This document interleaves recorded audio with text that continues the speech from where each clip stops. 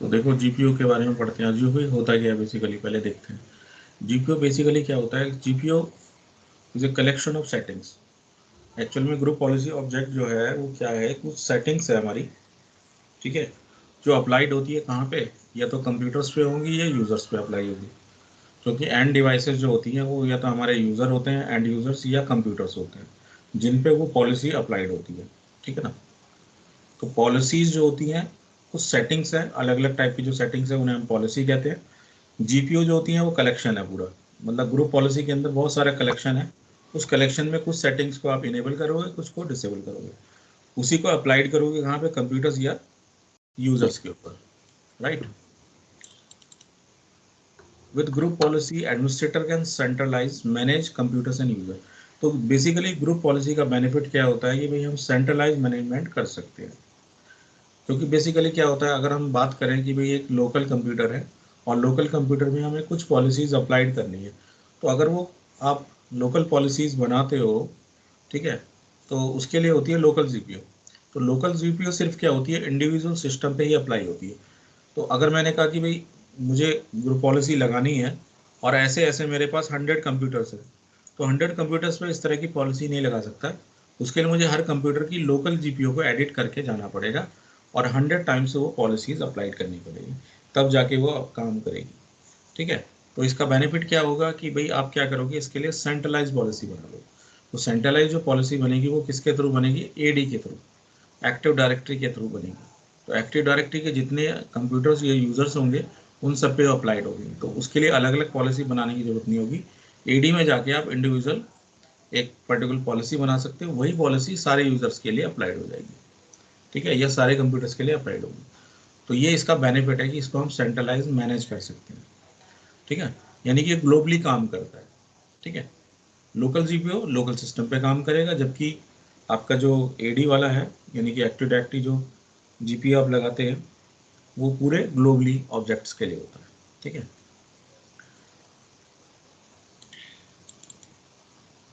Eases administration. अब हम policy क्यों बना रहे हैं, ग्रुप पॉलिसी क्यों बना रहे हैं, क्योंकि बेसिकली हम बहुत सारे सिस्टम्स को मैनेज करना चाहते हैं। तो अगर बहुत सारे सिस्टम को एक साथ अगर मैनेज करेंगे तो उसके लिए क्या होगा, ईजी रहेगा हमें एडमिनिस्ट्रेशन करना। ग्रुप पॉलिसी जो होती है कुछ सेटिंग्स होती है, तो अलग अलग यूजर्स को हम क्या कर सकते हैं, उनको फोकस कर सकते हैं। जैसे किसी पर्टिकुलर ओयू पे हम लगाना चाहते हैं, ठीक है, या किसी यूजर या ग्रुप पे लगाना चाहते हैं, तो उस तरीके से हम इजीली उनको मैनेज कर सकते हैं, ठीक है। एक तो सेंट्रलाइजेशन हो जाएगा, दूसरा क्या है कि हमें इनको मैनेज करना इजीली हो जाएगा, ठीक है। तो ग्रुप पॉलिसी इसीलिए हम लोग अप्लाई करते हैं। अब जो ग्रुप पॉलिसी में आप क्या देखते हो, ग्रुप पॉलिसी में जैसे कुछ सेटिंग्स होती हैं, जैसे हमने कहा कि भाई डेस्कटॉप की कुछ सेटिंग्स है हमारी। अब डेस्कटॉप से रिलेटेड बहुत सारी सेटिंग्स है, तो आप डेस्कटॉप सेटिंग्स के अंदर जाओगे तो डेस्कटॉप सेटिंग के अंदर आपको बहुत सारी पॉलिसीज नजर आएंगी। ये सारी जो पॉलिसीज होती हैं आपकी, ये अप्लाई करने के लिए दो चीज़ें होती हैं, या तो आप उस पॉलिसी को क्या करोगे, अलाउ करोगे, या फिर उसको डिनाई करोगे, या फिर आप उसको हाइड या शो कर सकते हो, ठीक है। जैसे हम क्या है कि स्टार्ट मेनू को हाइड करना है, hide the start menu from the run मेनू, तो रन मेनू वाले ऑप्शन को चूज करके उसे क्या कर दोगे, शो या हाइड को क्लिक करोगे, ठीक है। आपको सर्च बार नहीं चाहिए तो आप उसे डिसेबल कर सकते हो, हेल्प बार आपको चाहिए तो आप उसे इनेबल कर सकते हो, ठीक है। तो कुछ सेटिंग्स आपको इनेबल करनी पड़ेगी, कुछ सेटिंग्स आपको डिसेबल करनी पड़ेगी, ठीक है। या किसी पर्टिकुलर, जैसे कि डेस्कटॉप पे कोई आइकन है, आप सेटिंग चाहते हो कि भाई आइकन जो विजिबल हो रहा है ये ना हो विजिबल, जैसे कि आपने कहा कि रिसाइकिल बिन विजिबल हो रही है और इसको आपको हटाना है, तो वो सेटिंग्स क्या करोगे, जब आप अप्लाई करोगे तो जितने भी कंप्यूटर्स होंगे जहाँ वो पॉलिसी जहाँ जहाँ अप्लाइड होगी वहाँ वहाँ से रिसाइकिल बिन को हाइड कर दिया जाएगा, ठीक है, या फिर इंटरनेट एक्सप्लोरर को हाइड कर दिया जाएगा। तो इस तरह की कुछ सेटिंग्स होती हैं हमारे पास जिनको हम ग्रुप पॉलिसी के थ्रू अप्लाइड कर सकते हैं, या तो अलाउ करोगे या फिर डिनाई करोगे उस पॉलिसी, ठीक है।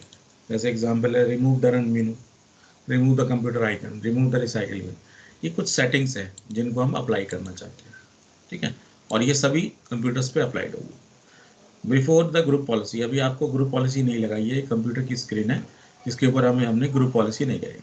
After applying the group policy हम चाहते हैं कि कुछ आइकन हाइड हो जाए, ठीक है। तो after applying the group policy कुछ आइकन्स आपके हमेशा के लिए हाइड हो जाएंगे, क्योंकि आपने वो वहाँ जीपीओ अप्लाइड कर दिए। तो जिस जिस यूज़र की जिस जिस कंप्यूटर पे वो चीज़ अप्लाई करोगे वो वहाँ पे उसी तरीके से काम करेगी। ठीक है, यहाँ से रन गायब है, ठीक है, स्टार्ट मेनू से यहाँ से कुछ आइकन्स गायब है, तो ये ग्रुप पॉलिसी अप्लाई होने के बाद हुआ है ऐसा। ठीक है, अब नेक्स्ट हम बात करेंगे यहाँ पे कि ग्रुप पॉलिसी को हम कहाँ कहाँ पे अप्लाई कर सकते हैं। ग्रुप पॉलिसी को देखो आप अलग अलग जगह पे अप्लाई कर सकते हो। ग्रुप पॉलिसी को आप क्या है डोमेन बेस पे लगा सकते हो। तो डोमेन में क्या है कि डोमेन का ये देखो आपका जो ट्राइंगल है ये रिप्रेजेंट कर रहा है डोमेन को, तो आप डोमेन बेस पे लगा सकते हो। ठीक है, आप साइट बेस पे लगा सकते हो। तो ये एक साइट है, इस साइट के अंदर हो सकता है बहुत सारे डोमेन हो। ठीक है, तो उन सभी डोमेन पे वो अप्लाई हो जाएगी अगर आप साइट बेस पे लगाना चाहते हो। ठीक है, इस तरह से आप जीपीओ जो लगा रहे हो ओयू बेस पे लगाना चाहते हो, तो ओयू जो आपके होते हैं ऑर्गेनाइजेशन यूनिट उन पे आप ये अप्लाई कर सकते हो। ठीक है, तो ओयू जो होते हैं वो डोमेन के अंदर होंगे, यानी कि अगर आपने कोई जीपीओ लगा रखी है तो इसमें ये पेरेंट हो गई, ये हो गई चाइल्ड। तो पहले वो पेरेंट ओयू पे अप्लाई होगी, उसके बाद वो चाइल्ड ओयू पे अप्लाई होगी। ठीक है, तो इस तरीके से आप अलग अलग ओयूज पे पॉलिसी लगा सकते हैं। ठीक है और ना। जब इंटायर डोमेन पे लगाते हैं तो वो सारे उसके नीचे जितने कोई सभी जो होते हैं सब पे अप्लाई हो जाता है ना। हाँ, वो हायरार्की होती है, बता रहे हैं अभी उसके बारे में। हायरार्की क्या होती है? हायरार्की इस तरीके से होती है। हायरार्की का मतलब होता है कि भाई कौन सी पॉलिसी पहले अप्लाई होगी। तो हायरार्की में देखो सबसे टॉप पे जो है वो साइट है, ये टॉप पे है, इसके हायरार्की नंबर 1 है, उसके बाद है 2, उसके बाद है 3, ठीक है ना, और 4 ये हो गई चाइल्ड हो गई। ठीक है, इस तरह से ये हायरार्की काम करती है आपकी। ठीक है, अगर आप साइट पे लगाओगे तो उसके नीचे की सारी जो चीज़ें हैं उन पे पॉलिसी क्या हो जाती है अप्लाइड हो जाती है ऑटोमेटिकली। ठीक है ना, ये देखो आपने इस तरह से जीपीओ बना ली, एक जीपीओ यहाँ पे बना ली, एक यहाँ पे बना ली, एक यहाँ बना ली। तो कौन सी जीपीओ पहले काम करेगी? जो ऊपर होगी, जिसका प्रेसिडेंस ज़्यादा होगा। तो साइट का प्रेसिडेंस डोमेन जीपीयू से ज़्यादा है। अगर कोई पॉलिसी जो है वो साइट पे आपने लगाई है तो ये पहले अप्लाइड होगी, उसके बाद डोमेन की अप्लाइड होगी, उसके बाद ओयू की अप्लाइड होगी। तो ये इसकी हायरार्की है। इस तरह से ये टॉप टू बॉटम अप्रोच होती है, यानी कि टॉप वाली पहले लगेगी, ठीक है, और बॉटम वाली बाद में अप्लाइड होगी। ठीक है, तो जिस ऑर्डर में वो पॉलिसी बनाई गई है उसी ऑर्डर में वो अप्लाइड होती है। यानी कि जो जीपीयू पहले बनाओगे वो पहले अप्लाइड हो जाएगी, यानी जीपीयू 2 पहले अप्लाई होगी, उसके बाद 3 होगी, उसके बाद 4 होगी, इस तरह से। ठीक है ना। जैसे कि आप यहाँ पे बात कर रहे हो कि अगर हमने साइट जीपीयू बनाई कोई और साइट जीपीयू हमने डिफाइन कर दिया कि हाइड द कंप्यूटर आइकन, यानी कि हमें पूरी जितने भी कंप्यूटर्स लगे हैं या जितने डोमेन्स लगे हैं उस पर्टिकुलर साइट पे उन सब से कंप्यूटर आइकन को हाइड कर दें। तो अब पॉलिसी क्या होगी? ये पूरी साइट है एक, और इस साइट के अंदर जितने भी डोमेन अवेलेबल हैं उन सभी डोमेन पे ये पॉलिसी ऑटोमेटिकली अप्लाई हो जाएगी, क्योंकि हायरार्की नंबर 1 है ये। ठीक है ना। इसी तरह से डोमेन पे अगर आपने डोमेन बेस पे लगाई है तो डोमेन के अंदर क्या है आपने बना रखा है, क्या है पूरा, देखो ये पूरा डोमेन है, और इस डोमेन के अंदर आपने डीसी एडीसी सीडीसी जितने भी जो भी बना रखे हैं जिस भी ऑर्डर में है वो पॉलिसी उसी तरीके से अप्लाई होगी। तो ये डोमेन है, तो इस डोमेन के अंदर जो भी होगा उसके अंदर वो पॉलिसी अप्लाई होगी। तो जितने डीसी और एडीसी आपने बना रखे हैं अगर डोमेन जीपीओ में अप्लाई कर दी तो वो डीसी और एडीसी इस पे काम करेंगे, और उसके अंदर जितने कंप्यूटर या यूजर हैं उन पे भी अप्लाइड हो जाएगी। ठीक है ना, ये डोमेन जीपीओ होगी। उसी तरह से ओयू बेस पे आपने लगाते हैं तो ओयू हायरार्की में नंबर 3 पे है। तो आपने कहा कि पर्टिकुलर जो है ओयू पे ये काम करे, तो उस पर्टिकुलर ओयू को आप सेलेक्ट करके पॉलिसी इनेबल करोगे तो उस ओयू के पेरेंट ओयू पे वो अप्लाई होगा, और उसके नीचे जो चाइल्ड ओयू है उन पे भी वो अप्लाई हो जाएगा। पहले पेरेंट पे अप्लाई होगा, फिर चाइल्ड पे अप्लाई होगा। अगर आपने ओयू नेस्टिंग की है तो पहले पेरेंट ओयू पे, उसके बाद चाइल्ड ओयू पे लग जाएगी। ठीक है, तो उस ओयू के अंदर जितने कंप्यूटर्स और यूजर्स हैं उन पे वो पॉलिसी अप्लाइड होगी। ठीक है,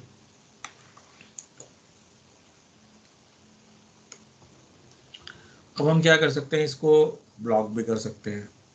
तो जैसे मान के चलते हैं आपने पेरेंट ओयू पे कुछ लगाया है, आप नहीं चाहते कि भी चाइल्ड ओयू पे वो चीज़ रीचेबल हो, तो आप चाहते हैं सिर्फ उसके अपर लेवल यानी कि पेरेंट ओयू पे ही वो काम करे, चाइल्ड पे ना काम करे, तो उसके लिए आप क्या कर सकते हो, ब्लॉकिंग कर सकते हो। तो उसमें एक ऑप्शन आपके पास मिल जाएगा, ब्लॉक इनहेरिटेंस। तो ब्लॉक इनहेरिटेंस में क्या होगा कि भाई आप इसके नीचे वाले जो IT स्टाफ है जैसे ये है, इस पे नहीं चाहते कि वो पॉलिसी अप्लाइड हो। तो अगर आप यहाँ पे इसको सिलेक्ट करोगे IT स्टाफ को, और वहाँ पे आपको सिलेक्ट करना पड़ेगा ब्लॉक इनहेरिटेंस। उस ऑप्शन को जैसे ही आप चूज करोगे, ये पॉलिसी क्या करेगी, ऊपर ऊपर काम करेगी, नीचे वो अप्लाई नहीं होगी। ठीक है ना। तो इधर के जो यूजर्स होंगे वो उस पॉलिसी को इनहेरिट नहीं करेंगे, तो इसे कहते हैं इनहेरिटेंस की ब्लॉकिंग या ब्लॉक इनहेरिटेंस। ठीक है। इसी तरह ग्रुप पॉलिसी में और भी चीजें होती है, जैसे कि सॉफ्टवेयर डिप्लॉय करना चाहते हो आप। सॉफ्टवेयर डिप्लॉय का मतलब ये होता है कि भाई आप चाहते हो कि पर्टिकुलर एक सॉफ्टवेयर आपके पास है, और उस सॉफ्टवेयर को आप क्या है सारे कंप्यूटर्स में डाउनलोड या फिर इंस्टॉल करना चाहते हो। उसके लिए आप क्या करोगे, एक सेंट्रल GPU बनाओगे और उस GPU को अप्लाई कर दोगे। ठीक है। तो जब उस GPU को अप्लाई करोगे तो उसके अंदर उस GPU या उस जब GPU बनाओगे तो उस OU के अंदर, जैसे आपने अप्लाई कर दिया एक OU पे, तो उस OU के जितने भी कंप्यूटर्स होंगे उन पे वो सॉफ्टवेयर ऑटोमेटिकली लॉगिन टाइम में क्या हो जाएगा, इंस्टॉल हो जाएगा। तो ठीक EXE है। फाइल नहीं कर सकते क्या? इसमें देखो माइक्रोसॉफ्ट ने ये कहा है कि माइक्रोसॉफ्ट जो है सपोर्ट करता है MSI फाइल की, माइक्रोसॉफ्ट इंस्टॉलर। तो माइक्रोसॉफ्ट ने एक अपना इंस्टॉलर बना रखा है जिसको कहते हैं MSI इंस्टॉलर। ठीक है। क्योंकि बेसिकली क्या होता है, अगर हम EXE को सपोर्ट करें तो EXE में क्या होता है कि वायरसेस आने के चांसेस होते हैं, क्योंकि अधिकतर जो वायरसेस होते हैं वो एग्जीक्यूटेबल फाइल के ही ऊपर अप्लाई होते हैं। ठीक है। तो EXE फाइल होगी, कॉम फाइल होगी, ये सब एग्जीक्यूटेबल में आती है, बैच ये फाइल हो गई। तो EXE टू इनको इनको कन्वर्ट। ये क्या है, बैन करके रखता है। ठीक है। तो ऐसे सॉफ्टवेयर जो इन तरह की फाइलों को यूज करेंगे उनको हम GPU के थ्रू नहीं अप्लाई कर सकते। जो तो पहले उनको MSI में कन्वर्ट करना पड़ेगा, उसके बाद जाके वो काम करेंगे। नहीं समझे। पर मैं कह रहा था कई सारी फाइलें ना मैंने EXE टू MSI कन्वर्ट करके सॉफ्टवेयर डेवलपमेंट करा है, पर कोई कोई सॉफ्टवेयर हो जाता है, कोई कोई नहीं होता। देखो डिपेंड करता है कि सॉफ्टवेयर वो चलेगा कि नहीं चलेगा। अगर वो सपोर्ट होगा उसका, देखो EXE से MSI में अगर आप कन्वर्ट कर भी देते हो तो कुछ ऐसे सॉफ्टवेयर होते हैं जो सपोर्ट नहीं करते, क्योंकि वो क्या अलग अलग लैंग्वेज को सपोर्ट करते हैं। तो जो आपके जो विंडोज से रिलेटेड जैसे .NET वगैरह पे बना हुआ है तो वो चल जाएगा, लेकिन जैसे कुछ और चीज़ों पे बना रखा है उन्होंने, ठीक है, तो वो नहीं चलेगा उसमें। जैसे असेंबली लैंग्वेज का एक प्रोग्राम है, आप उसे EXE में कन्वर्ट कर देते हो और उसके बाद उसकी MSI बनाओगे तो वो कभी काम नहीं करता। तो इस तरह की कुछ ऐसी लैंग्वेज होती है जो रेस्ट्रिक्टेड होती है, जो MSI पैकेज को सपोर्ट नहीं कर पाती। ठीक है। तो उसमें वो कन्वर्ट कर भी दोगे तो वो रन नहीं होती एप्लीकेशन। बहुत सारी ऐसी एप्लीकेशन है जो सपोर्ट नहीं करती, तो वो उसके लिए क्या होता है कि माइक्रोसॉफ्ट क्या करते हैं, उनके लिए अप्रूवल होता है उसका। तो जैसे ड्राइवर साइनिंग जानते हो आप, सही sir. Driver signing. Driver signing का ये मतलब होता है, कुछ ऐसे ड्राइवर्स हैं, जैसे आपने कहा प्रिंटर का मेरे पास ड्राइवर है, आप प्रिंटर इंस्टॉल कर रहे हो और ये प्रिंटर माइक्रोसॉफ्ट से अप्रूव नहीं है, तो अगर वो माइक्रोसॉफ्ट से अप्रूव नहीं होगी तो उसकी वार्निंग दे देगा, और कभी वो इंस्टॉल होगा और कभी कभी वो इंस्टॉल नहीं भी हो पाएगा। तो ड्राइवर साइनिंग जो होते हैं वो अप्रूव्ड सॉफ्टवेयर फॉर माइक्रोसॉफ्ट। तो अलग अलग कंपनी क्या करती है, विंडोज का सपोर्ट देने के लिए माइक्रोसॉफ्ट के पास जाती है। ठीक है। माइक्रोसॉफ्ट उसका अप्रूवल दे देता है उनको, और कहता है कि हाँ ये हमारे से टेस्टेड है, हमारे जो विंडोज़ हैं उनसे टेस्टेड है ये। जैसे हमने कहा कि विंडोज़ 10 है, तो विंडोज़ 10 के लिए बहुत सारे ड्राइवर चाहिए होते हैं हमें। तो जब विंडोज़ 10 लॉन्च की है तो माइक्रोसॉफ्ट क्या करेगा, उस ड्राइवर का सपोर्ट भी देगा उसको। तो जैसे मान के चलते हैं, जैसे बहुत सारी कंपनी है गेमिंग वाली है, वो ड्राइवर बना रही है किसी लैपटॉप के लिए, तो माइक्रोसॉफ्ट के पास जाएंगी और बोलेंगी कि भाई विंडोज़ 10 में हमारा जो गेमिंग सॉफ्टवेयर है वो काम करना चाहिए। ठीक है। तो माइक्रोसॉफ्ट उसके लिए अप्रूवल देगी, उसको टेस्ट करेगी माइक्रोसॉफ्ट, और अप्रूवल देने के बाद जो ड्राइवर साइनिंग है, साइनिंग ड्राइवर, उस कैटेगरी में डाल देगी वो उसको, ये माइक्रोसॉफ्ट से अप्रूव ड्राइवर है। और कभी कभी ठीक है। चलेगा, कभी नहीं चलेगा भाई। तो जो ड्राइवर साइनिंग होगा, मतलब जो माइक्रोसॉफ्ट से अप्रूव होगा, वो तो 100% चलेगा। लेकिन जो थर्ड पार्टी है, जैसे मान के चलते हैं वो जो माइक्रोसॉफ्ट से अप्रूवल नहीं लिया हुआ है, वो चल भी सकते हैं नहीं भी चल सकते, उनकी गारंटी नहीं होती, उनके लिए वार्निंग देता है माइक्रोसॉफ्ट। जब भी वो मतलब सॉफ्टवेयर इंस्टॉल करोगे वार्निंग आएगी एक, it's not a driver signing software, इस तरह से। पर जो सर माइक्रोसॉफ्ट से अप्रूव्ड होगा तो वो तो माइक्रोसॉफ्ट की साइट पे ही फिर अवेलेबल होगा ना वो? नहीं नहीं, माइक्रोसॉफ्ट वो क्या करेगा, जो अपडेट्स आते हैं ना माइक्रोसॉफ्ट के, उसी के अंदर होगा। उनमें उनके अंदर डाल देगा उसे वो। ठीक है ना, बहुत सारे आपके जैसे कीबोर्ड का ड्राइवर हो गया, माउस का हो गया, तो ये इम्प्रूवमेंट होती रहती है, अपडेट होते रहते हैं। ठीक। अगर माइक्रोसॉफ्ट से अप्रूवल ले लिया उसने कंपनी ने, तो उसी का फायदा है भैया, माइक्रोसॉफ्ट तो उसको डिनाई भी कर देगा। वो मान के चलते आपने एक माउस लगाया, वो काम ही नहीं कर रहा है विंडोज में, तो उस माउस को आप ले जाके फेंक दोगे, नहीं समझे।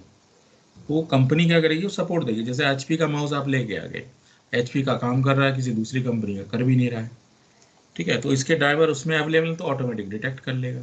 ऐसी चीज होती है, ठीक है ना।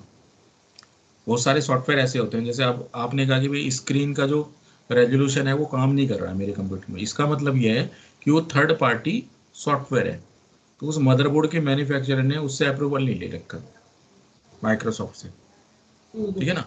तो उसमें अलग से इंस्टॉल करना पड़ेगा, माइक्रोसॉफ्ट उसको सपोर्ट नहीं दे रहा है उस चीज़ का। तो डिपेंड करता है कि उसका सपोर्ट दे रहा है कि नहीं दे रहा है, ठीक है। ठीक है ना। तो माइक्रोसॉफ्ट उसके लिए अच्छी खासी फीस लेता है सपोर्ट देने के लिए। तो बहुत सारी कंपनी के पास पैसा नहीं होता इतना कि माइक्रोसॉफ्ट के पास जाए और अप्रूवल ले, ठीक है ना। तो इसलिए एमएसआई पैकेज को ये क्या करता है, प्रेफर करता है, ठीक है।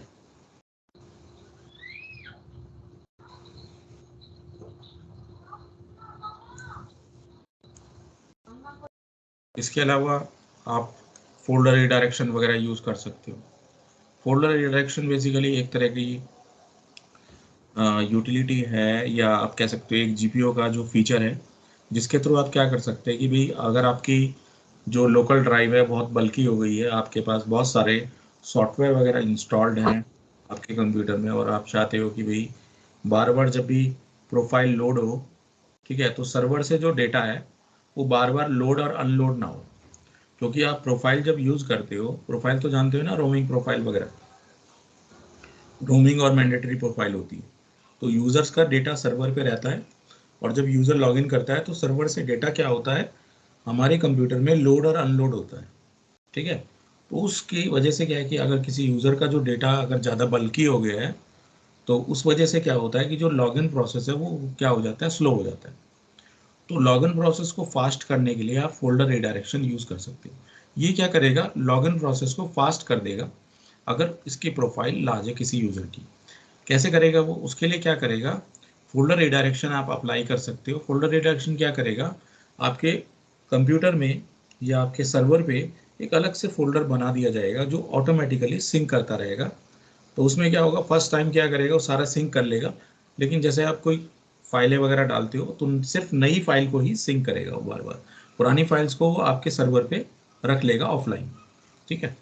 तो ये चीज़ है जिसकी वजह से आपका जो सर्वर है वो जल्दी रेस्पॉन्स करेगा, ठीक है। और ऐसे लगेगा कि जो आपका जो सर्वर का डेटा है वो लोकल ड्राइव में ही अवेलेबल है, इस तरह से लगेगा उसको, ठीक है। क्योंकि सारा डेटा बार बार लोडिंग अनलोडिंग नहीं होगा, रिसेंटली फाइल जो चेंजेस होगी सिर्फ वही अपडेट होगी, ठीक है। तो वो चीज़ आप कर सकते हो, लॉगिन प्रोसेस को फास्ट कर सकते हो इस यूटिलिटी के थ्रू। सर इसका प्रैक्टिकल बताएंगे क्या, फोल्डर रीडर? आप बताएंगे, ठीक है। इसी तरह एक चीज़ होती है ऑडिटिंग। ऑडिटिंग का मतलब होता है कि भाई आप देखना चाहते हैं कि कौन यूज़र क्या काम कर रहा है, ठीक है। जैसे मान के चलते हैं कि हम यूज़र को ट्रैक करना चाहते हैं, तो जीपीओ के थ्रू आप ट्रैक कर सकते हो उसे। उसके लिए एक ऑडिट पॉलिसी आपको बनानी पड़ेगी। ऑडिट पॉलिसी जो होती है आप उसको इनेबल कर सकते हो, ठीक है।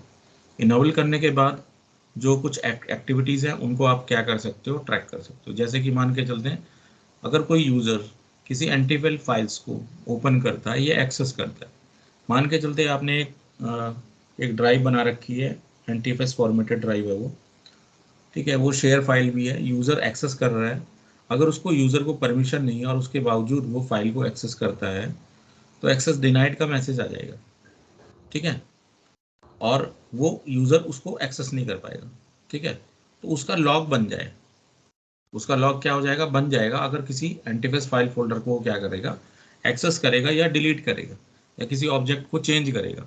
मान के चलते किसी यूजर को हमने क्या है रेस्ट्रिक्ट कर रखा है, इस फोल्डर को आप डिलीट मतलब नहीं कर सकते या इस फोल्डर को ओपन ना करें, ठीक है, लेकिन यूजर चाह के भी उसे ओपन कर रहा है, ठीक है। या फिर आपने क्या है किसी प्रिंटर को रेस्ट्रिक्ट कर रखा है कि भी जब यूजर उससे प्रिंट आउट निकालने जाए और जब 10 प्रिंट आउट निकाल ले, 10 के बाद जैसे ही 11वां प्रिंट आउट वो निकालेगा वैसे क्या होगा, इवेंट फायर हो जाएगा और उस इवेंट फायर के थ्रू उस यूजर की ट्रांजेक्शन पता लग जाएगी कितने प्रिंट आउट उसने निकाले, किस किस प्रिंटर पे कब कब उसने क्या क्या डिटेल्स कितने मतलब प्रिंट आउट्स निकाल रहा है, वो कलर निकाल रहा है, ब्लैक एंड व्हाइट निकाल रहा है, या इस तरह की चीज़ों को ट्रैक कर सकते हो। या फिर यूजर कितनी बार लॉग इन कर रहा है या लॉग आउट कर रहा है, ठीक है, या लॉग ऑफ कर दिया उसके बाद दोबारा लॉग इन कर रहा है तो उसकी लॉग बन जाए, ठीक है। कोई यूजर राइट्स प्रोवाइड करने लगे, मतलब कोई यूजर भी चाहता है तो वो कोई राइट्स देने लगे यूजर, या एडमिनिस्ट्रेटर किसी को राइट दे तो हमें पता लग जाए कि पर्टिकुलर फला फला एडमिनिस्ट्रेटर ने ये वाले राइट्स यूजर्स को दिए हैं, उसको हम ट्रैक करना चाहते हैं, तो ये चीज़ें हम ट्रैक कर सकते हैं ऑडिटिंग के थ्रू, ठीक है ना। तो ऑडिटिंग क्या होती है, जो एक्टिविटीज़ होती है यूजर्स वगैरह की उनको हम वहाँ पे ट्रैक करते हैं। ये बेसिकली जो ऑडिटिंग होती है ये कौन करता है, इसके लिए ऑडिट स्टाफ होता है, ठीक है। तो ऑडिट स्टाफ या सिक्योरिटी एनालिस्ट होता है, वो क्या करता है, वो टाइम टू टाइम आपके सर्वर को क्या करेगा, ऑडिट करेगा। ऑडिटिंग होती है ना आपके भी होती है, कभी देखा है ऑडिटिंग होते हुए? सर सुना है पर देखा नहीं। देखो आपके जितने भी सर्वर्स होते हैं ना वो मॉनिटरिंग पे रहते हैं, ठीक है। साथ ही क्या है कि जो एडमिनिस्ट्रेटर्स होते हैं, ठीक है, वो क्या कर रहे हैं क्या नहीं कर रहे हैं, ठीक है, डे टू डे पूरी एक्टिविटी जो है वो ऑडिटिंग के थ्रू चेक होती है, ठीक है। ऑडिटिंग जो होता है वो आपका मंथली बेसिस पे भी हो सकता है, ठीक है, ईयरली बेसिस पे भी हो सकता है, डिपेंड करता है कंपनी की क्या पॉलिसी है। उसमें क्या होता है कि वीकली होता है, वीकली ऑडिट होता है। तो वीकली क्या होगा, जो जो आपका सिक्योरिटी एनालिस्ट है वो वीकली आएगा, ठीक है, और वो सॉफ्टवेयर यूज करेगा, ठीक है, अपने लैपटॉप को किससे कनेक्ट करेगा, आपके नेटवर्क से कनेक्ट करेगा, और उस सॉफ्टवेयर की हेल्प से वो पूरे सर्वर का लॉग उठा लेगा, ठीक है ना। तो कुछ सॉफ्टवेयर ऐसे होते हैं जिसमें सारा लॉग बन जाता है, उसको बाद लॉग लेने के बाद वो चला जाएगा बंदा, और फिर उसके बाद वो उसकी पूरी डिटेल निकालेगा क्या क्या उसके अंदर है, ठीक है। कोई उसको वहाँ पे वैनेबिलिटी नज़र आ रही है या फिर कुछ किसी एडमिनिस्ट्रेटर ने कुछ ऐसा गलत राइट किसी यूज़र को दे दिया है, ठीक है, वो सारी चीज़ें एनालाइज होके उसके बाद वो रिपोर्ट करेगा आगे, जो भी उसकी सीनियर अथॉरिटी होगी उसके पास, सीनियर के पास जाके वो डिटेल आ जाएगी। अब वो सीनियर क्या करेगा फिर, उसके बाद एडमिन को भी बुला सकता है, वो किसी और बंदे को बुला सकता है और फिर बता सकता है कि भाई आपके इन्वायरमेंट के अंदर ये इस तरह से हो रहा है, ठीक है। तो ऑडिट की पूरी रिपोर्ट तैयार करके बता देगा, उसमें वो पूरा पूरा डिटेल निकाल लेगा, ठीक है। सर इसको समझ हम आया? कर सकते हैं, क्या चीज़? हम कैसे कर सकते हैं इसको? वो तो ऑडिटर का काम है, आप क्या करोगे उसके लिए? थोड़ा पता ये कर तो पा। देखो ऑडिट, ये तो ऑडिटिंग एक फीचर दे रखा है एडी के अंदर, ठीक है। ये तब होता है कि जब कोई ऑडिट हो नहीं होता, किसी कंपनी में कोई ऑडिट नहीं है, छोटी कंपनी है, तो छोटी कंपनी में क्या होगा कि जो डायरेक्टर होगा या जो मालिक होगा वो ये बोलेगा कि इस यूजर को ट्रैक करो, इस पर मुझे शक है कि कुछ गलत एक्टिविटी कर रहा है, तो उस यूजर को ट्रैक करोगे आप, नहीं समझ रहे हो, ऑडिट पॉलिसी में उस यूजर को ऐड कर दोगे किसी पर्टिकुलर चीज के लिए, उसको आप ट्रैक कर सकते हो, जैसे उसके लॉगिन देखना है कि वो लॉगिन कब कब करता है, लॉग आउट कब करता है, ठीक है, या किसी पर्टिकुलर चीज़ों को वो क्या कर रहा है, चेंज कर रहा है, तो उसको ऑडिट कर सकते हो। पूरे दिन में क्या क्या एक्टिविटी वो करता है, तो उसके लिए वो सारी चीज़ें आप कर सकते हो इसमें, ठीक है ना। तो इसमें कुछ चीज़ें आप कर सकते हो, बाकी चीज़ों के लिए सॉफ्टवेयर बनाए गए थर्ड पार्टी, अधिकतर company third party software use करती है, ये कोई यूज़ करता नहीं है वैसे, ये तो मैं आपको बता रहा हूँ एक तरीके से, क्योंकि ये काम ऑडिटर का होता है, ऑडिटर जो है वो लार्ज स्केल पे इस काम को करता है, ठीक है ना। सर जो सिस्टम एडमिन का काम नहीं है ये तो वही है कि बस कोई पॉलिसी वॉलिसी लगानी है तो लगा सकते हैं ये। रिकॉर्डिंग होती है उसको कहाँ से देखेंगे? इसको, सर्वर की रिकॉर्डिंग होती है ना सर, आप बताते हो जो। हाँ, रिकॉर्डिंग का सॉफ्टवेयर होता है ना, वो इंस्टॉल कर दिया जाता है, तो वो पूरी रिकॉर्डिंग बनती रहती है उसके अंदर। इनबिल्ड नहीं होता कुछ भी? इनबिल्ड कुछ नहीं होता, माइक्रोसॉफ्ट नहीं दे रहा कुछ भी फैसिलिटी। वो तो वही है, थर्ड पार्टी टूल है, वो तो परचेज करने पड़ते हैं, कंपनी परचेज करती है उसके लिए, ठीक है ना। हर कंपनी नहीं करती, अधिकतर कंपनी करती है, मतलब ठीक है, जो अच्छी खासी कंपनी है, ठीक है।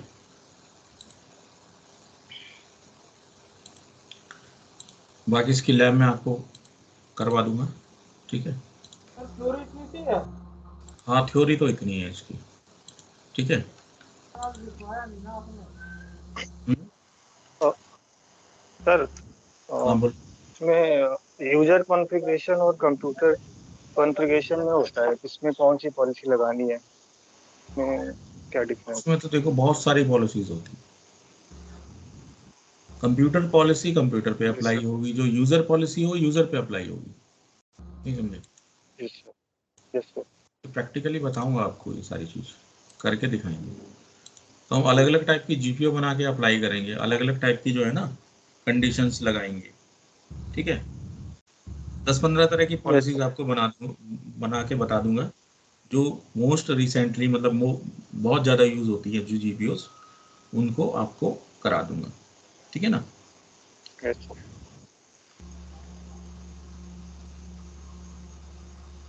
सर कल कॉल करें सर आपको, या आप बता देंगे, या जब भी मैं लेंगे बता दीजिए, हाँ मैं हाँ आ मैं जाऊँ बता सर दूंगा, ऑफिस। मैसेज कर दूंगा आपको पहले, है ना। ठीक उसके लिए टेंशन मतलब, है ना, मैं कर ठीक दूंगा है मैसेज, सर, कोई ठीक है। कोई